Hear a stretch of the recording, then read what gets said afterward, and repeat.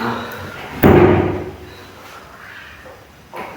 กับสบายดีเนาะพี่น้อง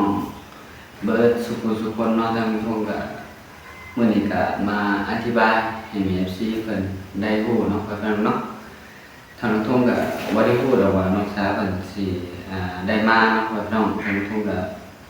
บ่ได้พูดว่าเพิ่นสิมาพี่น้องเลยเพราะว่าเพิ่นบ่ได้บอกเนาะมีแต่ว่าให้ทางทงไปเอาเครื่องทางทงไปเอาเครื่องไปเห็นเพิ่นมานำรถเลยเอาก็บ่ฮู้ว่าจังใดเนาะพี่น้องเนาะทางทงก็ต้องมาถามน้องสาวเพิ่นเองเลยเนาะพี่น้องเนาะว่าแม่น้องสาวเพิ่นให้มาบ่หรือว่าจังไดเนาะพี่น้องว่าจังไดมีแม่เจ้าให้มาล่างให้มาแล้วก็สิเอาน้องผู้พาขึ้นมาตำรังบ่เพิ่นให้มาก่อนแล้วเพิ่นก็แต่งคงอยู่คงกินที่ทางน้องสาวกินได้ให้เอาขึ้นมากินเอาก็ทางน้องคงก็บ่ได้ฮู้เนาะเพิ่นบ่ได้บอกว่าเพิ่นสิมาเนาะพี่น้องแต่ว่าเพิ่นมาแล้ว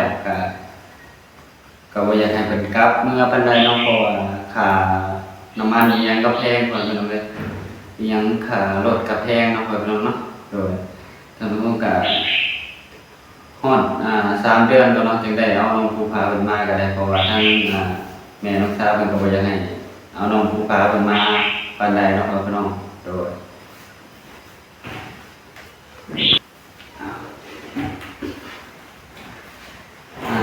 ตอนนี้ก็พากันมาแล้วก็สิให้จังได๋เนาะพี่น้องเนาะเพราะว่าทางน้องสาวเพิ่นก็มาแล้วทางผู้ชมก็บ่ได้ฮู้ว่าเพิ่นสิมาพี่น้องเลยโดยจังไดก็เห็นแม่ซีเพิ่นแซดมาหลายเนาะว่าอยากให้น้องสาวเพิ่นเมื่อคอมเมนต์แม่เพิ่นคอมเมนต์มาท่านผู้ก็เว้าผิดแล้วเพิ่นว่าป้านี่ก็ป้าน้องผู้พาเป็นภาระแม่ว่าท่านผู้ก็บ่อยากป้าหรอกเนาะแต่ว่าทั้งแม่เฒ่าทั้งแม่เฒ่าเพิ่นอยากให้อยู่อยากให้น้องผู้พาเพิ่นอยู่ก่อนเนาะครับพี่น้องเนาะเพิ่นก็เป็นห่วงเรื่องนั้นเรื่องนี้นี่แหละเพราะว่าเพิ่นย่านแบบพี่ช้างนางไม้อีหยังต่างๆเนาะครับพี่น้องเนาะเพราะว่าแนวที่เฮาตาบ่เห็นเพิ่นก็ย่านแบบนี้เนาะเพราะว่าอยู่บ้านเพิ่นก็แบบมันมีแบบแนวอะไรบ่ฮู้แล้วทางผมก็บ่ฮู้คือกันเนาะแต่ว่าเพิ่นก็ย่านเนาะพี่น้องเนาะโดยบัดเพิ่นปล่อยเอาน้องภูผามาพี่เพิ่นก็ย่านน้องภูผาเป็นหันเป็นหนีเนาะพี่น้องแต่ก็ทางสมมุติว่าเป็นเฮาก็ว่าก็บ่เป็นหยังดอกเนาะเพราะว่ามันอยู่ใกล้เมืองเนาะถ้าว่าน้องภูผาเพิ่นเป็นหยังพอได้แล่นเข้าหมอแต่ว่าอันนี้เพิ่นว่าย่านพี่ช้างนางไม้อีหยังต่างๆเนาะแบบมาเฮ็ดนั่นเฮ็ดนี่แต่อันนี้ก็บ่ฮู้เนาะอันนี้มันอยู่ที่ความเชื่อของไผของลาวเนาะพี่น้องทั้งทุกก็คนแม่นเพิ่นก็ยังสิเอาน้องผู้พาขึ้นมาอยู่แล้วเพิ่นให้ทางน้องสาวขึ้นมาก่อนเพิ่นให้น้องสาวเพิ่นมาเนาะมาแบบตอนนี้อาจจะเฮ็ดเวียกบ่ได้เมื่อวานนี่ก็เพิ่นก็บ่ได้เฮ็ดหยังหลายเนาะพี่น้องเนาะเครื่องหนักอีหยังก็ทั้งทงก็ย่อเบิดพี่น้องเอ้ยแต่ก็เพิ่นก็มีแต่จับไม้แบบอีหยังเบาๆแหละถูอีหยังไปเนาะพี่น้องทั้งทงก็ยังบ่ได้ให้เพิ่นเฮ็ดเวียกหนักหลายปานใดดอกเนาะเรื่องนึงเขาอีหยังก็มีแต่น้องลิ้นมันเฮ็ดพี่น้องเอ้ยแต่ก็เฮ็ดจังได๋ก็ทางแม่น้องสาให้น้องสาเพิ่นมาแล้วเนาะทางทงก็จักสิให้ว่าจังได๋เนาะว่าสิกลับไปอีกก็ยันแม่น้องสาวเพิ่นหายคือกันมาเลยยังไปอีกเพิ่นว่าสิเพิ่นสิหายแล้วบัดนี้เที่ยวมาเที่ยวมามันแม่เพิ่นก็ยันเสียเงินหลายแน่เพราะว่าเฮามาแล้วยังสิเมื่ออีกอยู่เพิ่นก็ยันเสียเงินนั่นแหละส่วนหลายก็แล้วโดยแม่ทางน้องสาวเห็นหลายคอมเมนต์เลยว่าเป็นหยังคือบอกให้น้องผู้พากินนมทางน้องสาวทางน้องสาวเป็นนมเนี่ยก็เป็นนมหัวบอดเนาะนมแบบนมมันหัวมันบ่ออกมานะมันแบบหัวนมบอดแล้วน้องผู้พาเพิ่นก็บ่รู้กันแม่นแบบภาษาลาวว่าหัวนมปิ้งบ่อีหยังหัวปิ้งหัวนมปิ้งอีหยังแหละทางคนก็บ่ฮู้ดอกแบบน้องผู้พาก็เลยดูดบ่ได้เนาะหลายคนอาจสิเข้าใจเนาะว่าหัวนมบอด จะได้กระดูกบ่ได้อยู่ดีเพราะว่าแรกๆก็เอาให้เพิ่นดูดอยู่ตอนคลอดมาแล้วก็เอาให้เพิ่นดูดอยู่ในท้องเนาะ แม่น แต่เพิ่นก็ดูดบ่ได้ เพิ่นดูดบ่ได้ก็จักสิให้จังได๋เนาะ แม่ เฮาบ่อยากให้มันเปลืองดอกอยากให้ดูดนมน้องสาวเพิ่นเองแหละแต่ก็เฮ็ดจั่งใดได้เนาะทางน้องผู้พาเพิ่นดูดบ่ได้เนาะพ่อพี่น้องทางลุงทงก็บ่มีเงินซื้อนมซื้อหยังให้น้องผู้พาเพิ่นแล้วเนาะพ่อพี่น้องเนาะก็มันก็จำเป็นเนาะในเมื่อน้องผู้พาเพิ่นดูดบ่ได้ทางเราก็ต้องจำเป็นพากันมาหาเงินก่อนหาเงินซื้อนมซื้อหยังให้น้องผู้พาเพิ่นเนาะพ่อพี่น้อง โดยทางแม่เพิ่นก็บ่ได้ไปใส่อยู่เรือนก็เพิ่นก็เลยอยากเลี้ยงน้องผู้พาเพิ่นหาร้านอยู่แล้วว่าทางพ่อน้องสาก็เลี้ยงน้องผู้พา ร้านไฟก็หาคือกันเบิดนั่นแหละเนาะ ขนาดแม่ไอ้ทุกก็ยังว่าคือบ่เอาน้องผู้พาขึ้นมาไอ้ทุก แม่นแต่ว่าตอนนี้ก็ยังบ่ได้ฮอด3 เดือนทางทุ่งอยากขายฮอด3 เดือนก็ยังเอาน้องผู้พามาเนาะตอนนี้เพื่อเฮาแบบสมมุติว่าทางทุ่งอยากมาก่อนนี่ทางทุ่งมาหาเงินก่อนเนาะเพื่อได้เงินส่งให้น้องผู้พาเพิ่นหรือว่าเงินเก็บน้องทุ่งบัดน้องผู้พาเพิ่นมาเฮาจึงบ่ได้ลิ้นรนแบบหาเพื่อนั่นเพื่อนี่เนาะกับผู้ดีน้องสาวเพิ่นอยู่กับผู้ดีอัน มาอยู่เขาเพื่อน ให้เพิ่นมาเผาเพื่อนแน่เนาะกับเพิ่นเนาะ ให้ไอ้องค์กับน้องลินไปตัดฟืนซอยแม่ แม่นท่านผู้ชมก็ขนเครื่องอีหยังออกเบิดแหละทางเรือนครัวเนาะเพิ่นเนาะแบบเป็นตู้มันใส่ถ้วยใส่บวกแบบท่านผู้ชมเอาไปใส่อยู่นอกเนาะป้าไว้อยู่นี่ก็บ่ได้ใส่หยังเนาะเพิ่นเนาะเพราะว่าป้าไว้นี่ก็มันพื้นที่ก็ห้องอีกเนาะใส่ตู้กันนะ ในใจน้องสาก็อยากเอาน้องผู้พากินนมทานน้องสาเองก็แหละจึงบ่อยากเปลืองเงินน้องทงเนาะ แม่นไผสิอยากเปลืองเงินเนาะเรื่องอยากให้ลูกกินนมนี่ก็อยากให้กินอยู่เนาะแล้วน้องมันจังบ่เปลืองปานใดพ่อแม่พี่น้องเด้แต่ว่าน้องผู้พาเพิ่นกินนมแม่เพิ่นบ่ได้ก็ทางชุมเฮาก็จำเป็นเลยเนาะจำเป็น โดยถ้าสู้ไปนี่แหละ แม่นในเมื่อน้องสาวเพิ่นมาแล้วก็ฮอด3 เดือนพุ่นแหละจังเอาน้องผู้พาเพิ่นมาเนาะก็ บาง เข้าใจกันได้เด้อเนาะ FC เบิดทุกคนเนาะทางคงก็พยายามดีที่สุดแล้วเพื่อจะอยากได้น้องผู้พาเพิ่นมาอยู่นำมาอยู่นี่ก็อาจจะสบายอยู่เนาะกับน้องเนาะ เพราะว่ามันเป็นเรือนดินเดฝนตกมันถึงบ่พาเขา แม่นแต่ก็เฮ็ดจั่งใดเนาะทางแม่น้องสาวเพิ่นว่าบ่อยากให้มาตอนนี้ก็จำเป็นเราก็ต้องเชื่อผู้ใหญ่เพิ่นแน่ เพิ่นว่าให้น้องสาขึ้นมาก่อนแล้วเพิ่นก็สิเอาน้องผู้พาขึ้นมาตามหลังเพราะว่าเครื่องอีหยังเฮาก็บ่ได้เอามือเนาะเครื่องน้องผู้พา แม่น เพราะว่าเพิ่นยังสิเอาขึ้นมาส่งอยู่ให้ทางน้องสาขึ้นมาก่อนบางทีก็ประมาณเดือนปลายถึงเอาเพิ่นขึ้นมาอะไร โดยถ้าน้องสาวเพิ่นเฮ็ดเวียกบ่ได้ก็บ่เป็นหยังเนาะก็ให้เพิ่นเผาเพื่อนบางทีทางคงก็ไปตัดพื้นกับน้องลิศเพิ่นก็ได้เนาะเพิ่นเนาะโดยก็หานำกันนั่นแหละเนาะน้องลิศเพิ่นก็เริ่มใหญ่ขึ้นแล้วถ้าบ่ให้เพิ่นเฮ็ดหยังเลยเดี๋ยวเพิ่นสิเป็นคนบ่เฮ็ดอิหยังเนาะเพิ่นเนาะเดี๋ยว เรี เพิ่ ย น น สิ มาได้บ่ฮู้เวียกฮู้งานก็ต้องบอกสอน เขาก็ต้องบอกให้กันเฮ็ดนั่นเฮ็ดนี่แหละท่านคงก็เห็นคอมเมนต์หลายอยู่เนาะท่านคงก็เบิ่งทางไปเบิ่งคอมเมนต์คนอื่นอีกทางลูกสาวก็ไปอ่านคอมเมนต์แต่ว่าเห็นคอมเมนต์หนึงก็แบบเว้าใส่น้องทงกัน แบบเอาคนอื่นมาเปรียบเทียบกับไอ้โฮงเนาะ แม่ทางลูกทงก็บ่ค่อยสบายใจปานใดเนาะทางลูกทงก็บ่ฮู้ว่าจะเป็นหยังเนาะมันเรื่องแต่ก่อนแล้วเนาะเพิ่นเนาะแต่ก่อนพุ่นทางลูกทงก็อาจจะดีอยู่แต่ก็บ่ดีในสายตาทางแม่ชีปานใดบ่หรือว่าจังไดเนาะพ่อพี่น้องหรือว่าเพิ่นไปเสียทางอื่นแล้วมาคอมเมนต์ใส่แบบนี้บ่เนาะทางลูกทงก็แบบบ่มีกำลังใจปานใดแล้วนาทีก็ให้กำลังใจกันเนาะพ่อพี่น้องแต่ว่าเพิ่นเว้าแบบนี้ทางลูกทงก็ ต้องอันนั้นมีคนหาก็ต้องมีคนสร้างนำแน่ โดยก็แม่นอยู่แต่ว่าอย่างน้อยก็บ่ควรเว้าเปรียบเทียบใส่ขนาดนี้เนาะทางลูกทงก็ใหญ่แล้วเนาะพ่อพี่น้องเนาะก็บ่คือแต่ก่อนเนาะแต่ก่อนก็ยังบ่ได้มีลูกมีเมียแล้วก็ทางลูกทงก็แต่ก่อนก็พยายามเฮ็ดดีที่สุดแหละตอนนั้นอยู่คนเดียวเนาะสิไปเฮ็ดแบบใดเนาะพ่อพี่น้องเนาะก็พยายามเฮ็ดทานเฮ็ดหยังครบชุดแล้วเนาะพ่อพี่น้องแต่ก็ยังหาเงินบ่ทันพ่อพี่น้องเอ้ย เพราะว่าทั้งน้องทงก็ทั้งซื้อข้าวให้แม่ซื้อข้าวแล้วก็ซื้อข้าวให้ตัวเองอีกแต่ทั้งน้องทงซื้อข้าวให้แม่น่ะเป็นให้แม่น่ะเป็นโลเลยแบบเป็น เป็นสอบ เป็นสอบเลยเนาะพอคิดแล้ว เป็นสอบเลยสอบ50 โลนะสอบเนี่ย โหสอบใหญ่ สอบโล สอบใหญ่เหมือนกัน 50 โลนะ สินหอน50 โลพุ่นแหละสอบใหญ่เนาะเพราะว่าทั้งน้องทงได้เมียนี่แหละทั้งน้องทงก็บ่ค่อยได้อันส่งข้าวอิหยังหลายปานใดเนาะมีแต่เอาให้แม่แบบแม่ขาดของอยู่ของกินหรือว่าขาดเครื่องอยู่เครื่องใช้อิหยังก็ทั้งน้องทงก็เอาให้แบ่งให้ตลอดเนาะน้องๆเนาะก็บ่เคยขาด ถาม ก็นับแบบก็ถือว่าแบบคู่มือเลยแหละน้องพ่อพี่น้องเนาะก็แบบว่าเอาง่ายๆก็คือแบบอยากอันคู่มือบ่แหละเพิ่นมันมีแบบมีแบบ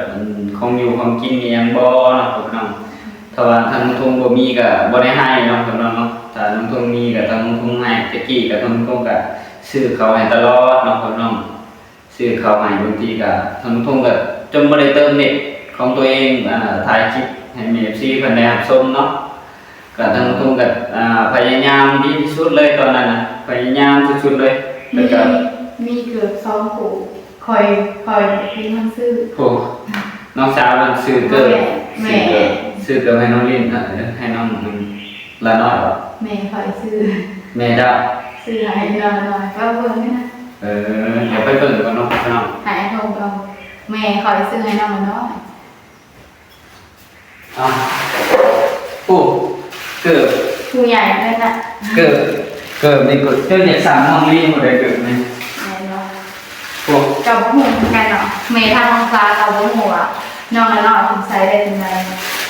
เกิดสั่งน้องลินคนละเกิดเป็นยังไง แม่น่ะกับหูเนาะสามไผแม่ทางน้องฟ้าซื้อเนาะเด้นี่ สั่งบ่วันละน้อยมา ได้อยู่ ที่ค่อยเบิ่งน่ะยังน้อยกว่านี้ แต่ว่ายังบ่ได้ไปให้เนาะเอา ถ้าเอาไว้ใส่ตอนเพิ่นใหญ่กว่านี้ก็ได้อยู่เลย โอ้ไปเกิดเป็นขาดจะใส่ได้ไงกันจะว่าใส่เลยนะ สองผู้น้องซื้อให้น้องน้อยแม่คอยซื้อบ่ให้ไปซื้อ แล้วคง แม่คอยซื้อให้ เขาสอบหนึ่งท่านเบาแซนเพิ่นซื้อมาให้ก็ยังบ่ได้เบิดได้ยังบ่ได้แกะซ้ำบ่แม่นว่ายังบ่เบิดยังบ่ได้กินซ้ำยังบ่ได้แกะเลย เพราะว่าเรามีทางใส่ แม่นทั้งก็บ่ได้มีใส่เนาะเพราะว่ามีหนูหลายแถวนี้พ่อพี่น้องเอ้ยถ้าเราไปปลาไว้ในอันเรือนครัวนี่หนูเข้ามากินเลยเนาะกว่าหนูมันรุดเข้าตามพื้นประตูได้เนาะพี่น้องแบบในอันพื้นทางนั้นอยู่ในเรือนครัวแล้วมันเป็นปล่องใหญ่เกินมันรุดเข้าได้นะมึงโตนกเด้อโตนกแล้วบ่โตนกนั่นตัวโตใหญ่เติบพ่อพี่น้องเอ้ยโตใหญ่เติบอยู่โตอันนู้นนะ ไอ้โทงอย่าปลูกผักเนาะ เอากระปลูกอยู่เลยกับเบิ่งก้อนนั่นนะมันทีนี้ใหญ่ดูว่าใหญ่เนาะแต่จะปลูกก็ไม่ยากก็ปลูกทางหลังบ้านเราทางนานี่ก็ปลูกแล้วแหละ ให้ไอ้โทงเป็นคนพูด แต่หาซื้อคุณยังมาใส่ หรือว่าไปเอาถุงขี้หานนะ อ่ะในเมื่อมาแล้วก็อยากให้น้องสาวเพิ่นอยู่เนี่ยเนาะบัดเมื่อยันในน้องสาวเพิ่นหายเนาะครับน้องในเมื่อแม่น้องสาวเพิ่นให้น้องสาวเพิ่นมาเพิ่นว่าฮอดนี่ฮอด3 เดือนแม่เพิ่นจึงได้ส่งน้องภูผาเพิ่นมาเนาะ แม่ในใจเพิ่นอยากเลี้ยงน้องพาจนใหญ่คนนี้แต่เคยบอกว่าแม่ FC เพิ่นอยากให้เอามาที่เคยก็เลยบอกนี่ เนาะ เพราะว่าหลายๆคนก็อยากกินทางน้องภูพานั่นแหละ อืม ก็เลยขอเพิ่นมาเพิ่นก็เลยบอกว่า ขอเลี้ยงให้เพิ่นอันนั้นก่อนเพราะว่าเฮาต้องเลี้ยงเฮาต้องเฮ็ดหยังก็บิดแขนบิดขาให้มันสื่อให้มันตรงอะเด้ แบบยามอาบน้ำแบบบีบแทงบีบขาให้เด็กน้อยมัน มันสื่อมันอีหยังให้เด้ไม่ทันเพิ่นยานเฮาเฮ็ดบ่เป็น แบบบีบกดดันให้มันโดนบ่ แม่ ให้มันหล่อบ่ แต่อะไรก็ต้องแป้งหัวให้ดี หัวมันอยากแหลมถึงได้น้องภูพานะว่าแหลมถึง แม่เพิ่นก็เลยบอกว่าอยากเลี้ยงก่อนเนาะอยากเลี้ยงประมาณ1 เดือนแล้วก็เดือนป้ายแหละฟังเบิ่งก็โทรหาน้องภูพาทุกมื้อแม่ทางภาษาตัดผมให้น้องภูพาเลยดิ ว่าก็แบบผู้เพิ่นผู้เนาะเพิ่นก็อาจจะอันนั้นเนาะเพราะน้องทางน้องทงก็บ่ค่อย ผู้เรื่องอันนี้ปานใดก็ปานเพิ่นเบิ่งก่อนก็ได้เนาะพ่อพี่น้องเนาะ แม่ ในเมื่อทั้งแม่เฒ่าเพิ่นก็อยากให้น้องผู้พาเพิ่นอยู่เพิ่นบ่อยากให้เอามาปานใดเนาะพ่อพี่น้อง เพิ่นหาเอาไปเลย เอาก็ทางคงก็ถือคอมเมนต์ลบแน่ดีแน่ก็บ่เป็นหยังเนาะพ่อพี่น้องเนาะก็ ก็เพิ่นคือบอกคือซ้อนแหละ แม่น บอกซ้อนเฮาคือแม่คือพอนะพี่น้องเนาะ แม่นบ่หาดีที่ใส่บ่มีอีกแล้วเนาะก็ที่เพิ่นเป็นห่วงทางน้องทงเรื่องลูกเรื่องเต้าอิหยังก็เป็นห่วงเนาะพ่อพี่น้องก็ต้องทางน้องทงก็พยายามแบบจะให้อยากทำตามที่แม่ซีเพิ่นบอกเบิดนั่นแหละแต่ก็ทางแม่เฒ่าเพิ่นก็บ่อยากให้เอามาปานใดเนาะพ่อพี่น้องเนาะทางน้องทงก็พยายามดีที่สุดแหละ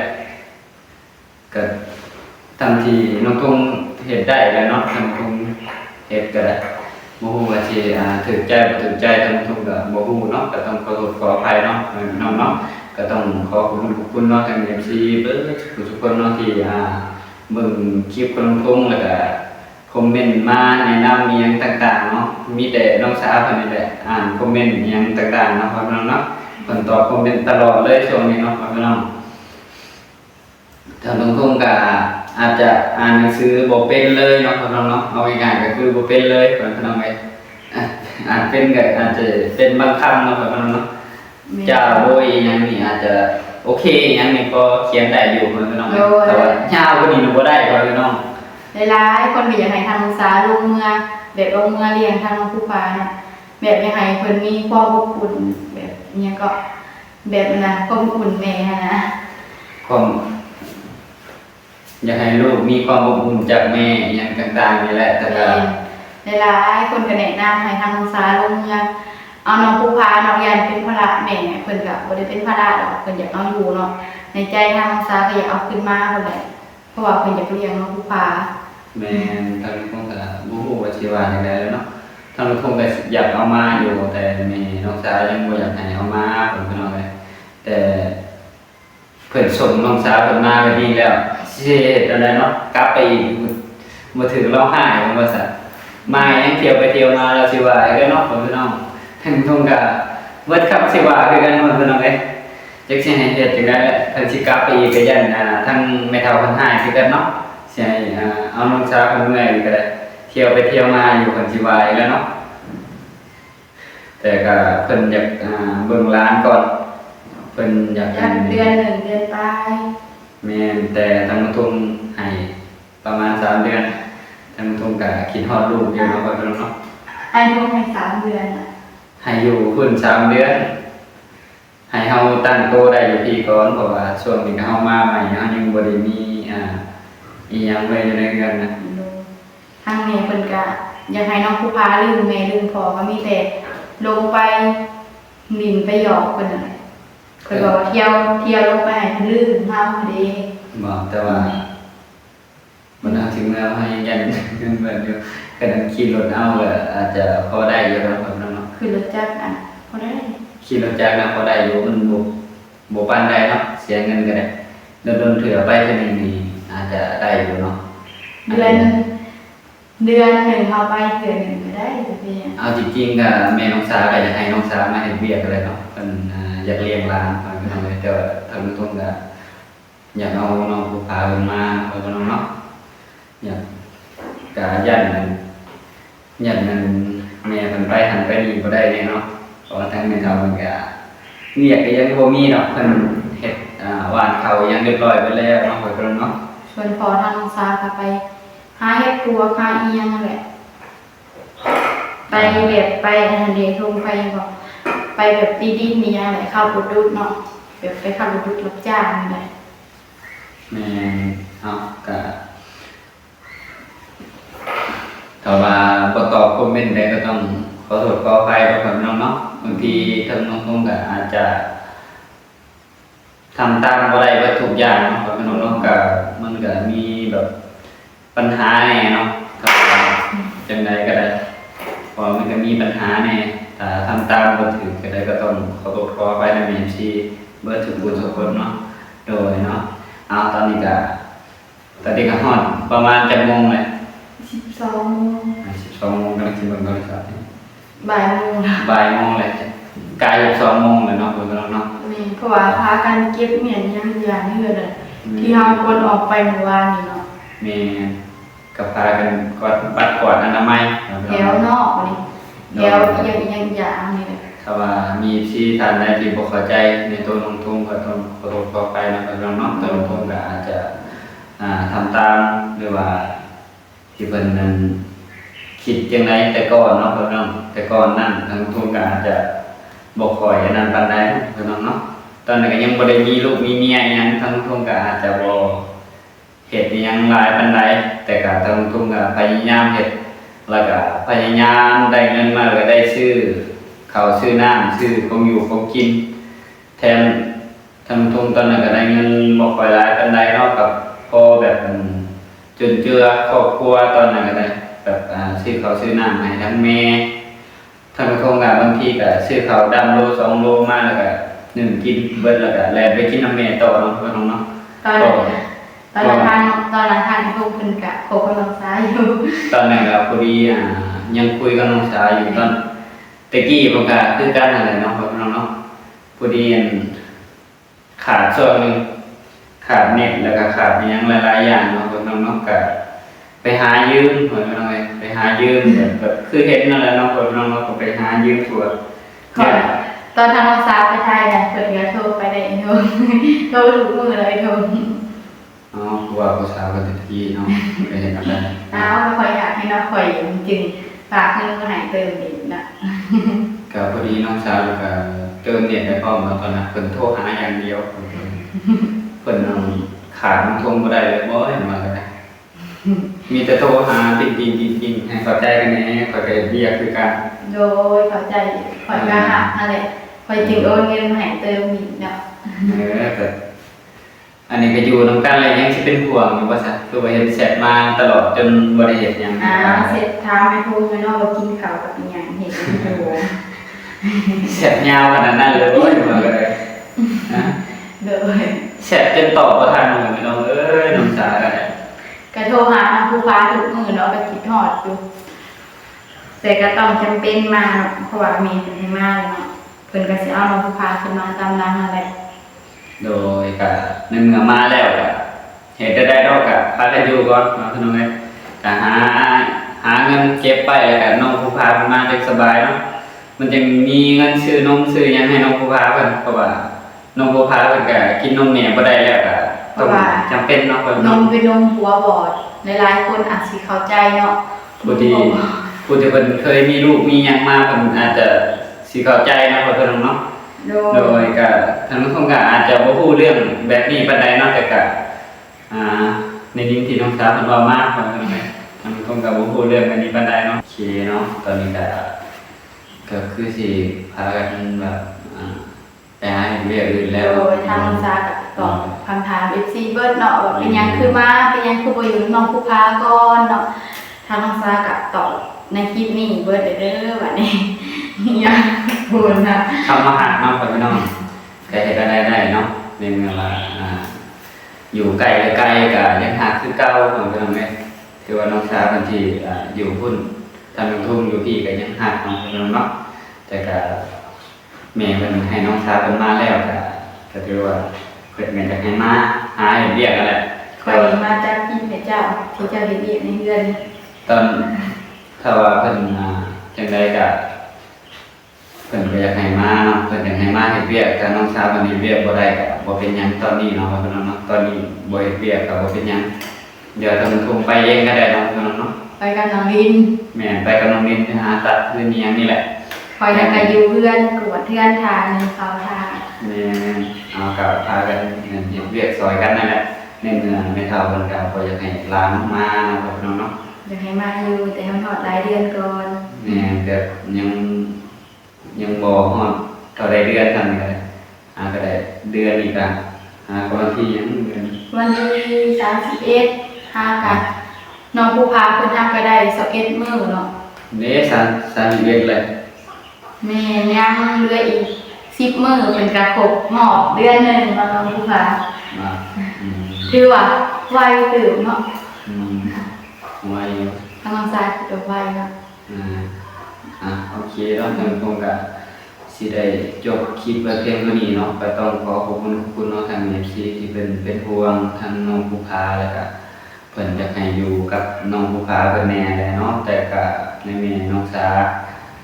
เพิ่นอยากให้มาหาเห็นเวียกซื้อนมซื้อหยังให้น้องภูผาเพิ่นนั่นแหละเนาะครับน้องแต่ก็ถ้าน้องสาเพิ่นยังเฮ็ดเวียกบ่ได้ตอนนี้ก็รอให้ได้ประมาณเดือนหนึงพุ่นแหละเนาะประมาณเดือนละ สาม 2 เดือนไปเลย โดยทางพวกเราต้องขอบคุณทุกคนในทีเบอร์ทุกคนเนาะที่เป็นคลิปคนทุกแต่ทุกคนจนจบที่ความโฆษณาเนาะทางพวกเราติดภาพประกันใดก็ต้องขออภัยเด้อเนาะทางพวกเราจะได้จบคลิปมาเพียงเท่านี้เนาะเดี๋ยวมาพบกันในคลิปหน้าเนาะพี่น้องทางพวกเราอาจจะเว้าบ่ว่าจะได้ก็ต้องมาสอบถามได้เนาะถ้าอยากพูดเรื่องจังไดก็เนาะพี่น้องโดยทางพวกเราขอกลับเข้ามาสบายดี สบายดี